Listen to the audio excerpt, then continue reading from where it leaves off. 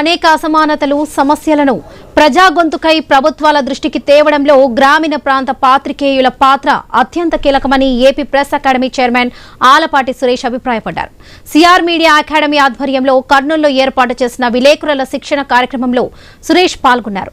నిబద్ధతతో వార్తలను ప్రజలకు అందించడం ద్వారా జర్నలిజంలో రాణించవచ్చంటున్న ఆలపాటి సురేష్తో ఐన్యూస్ కర్నూలు ప్రతినిధి ధర్ని కిషోర్ ఫేస్ టు ఫేస్.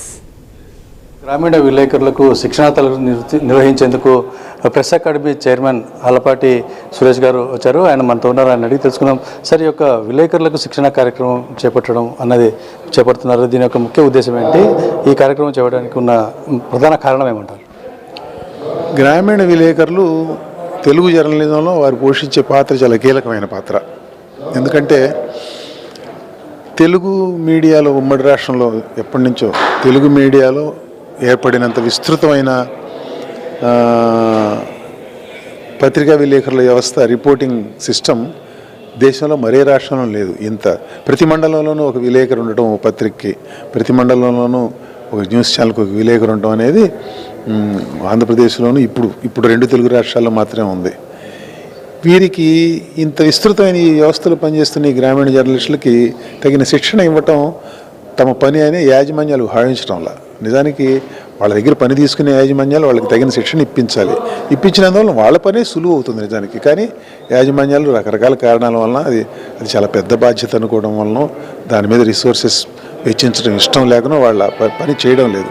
కాబట్టి వాళ్ళకి తగిన శిక్షణ, రిఫ్రెషర్ కోర్సెస్, పునశ్చరణ తరగతుల రూపంలో వారికి తగిన శిక్షణ ఇవ్వడం కోసం గాను 1996లో ఉమ్మడి ఆంధ్రప్రదేశ్లో ఈ ప్రెస్ అకాడమీని స్థాపించారు ఆనాటి ముఖ్యమంత్రి చంద్రబాబు నాయుడు గారు.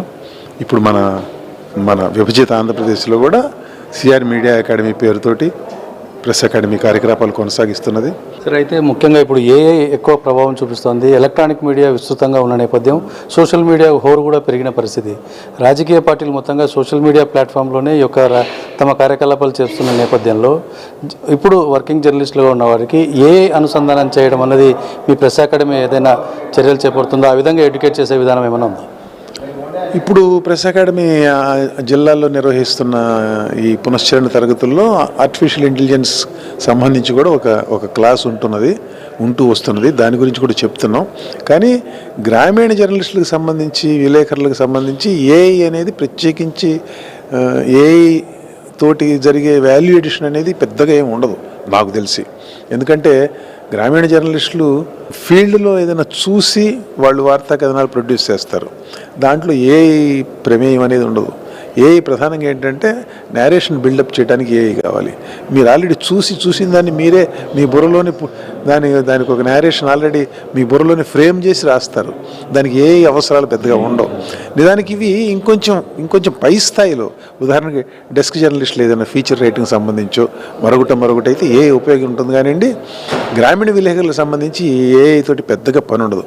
అయినప్పటికీ అదొక కొత్త డెవలప్మెంట్ కాబట్టి టెక్నాలజీలో ఏఐ అంటే ఏమిటి, ఏఐ ఎలా పనిచేస్తుంది, ఏఐ వినియోగించుకుంటున్నప్పుడు తీసుకోవాల్సిన జాగ్రత్తలు ఏమిటి, దానివల్ల ఉండే అడ్వర్స్ ఎఫెక్ట్స్ కూడా ఎట్లా ఉంటాయి అనేది చెప్పిస్తున్నాం మేము.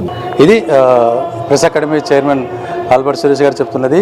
నిబద్ధతతో కూడిన వార్తలు అందించడంలోనే ప్రజలకు సేవ చేసిన వారు అవుతారు. కాబట్టి నిజాయితీగా పనిచేయమని జర్నలిస్టులకు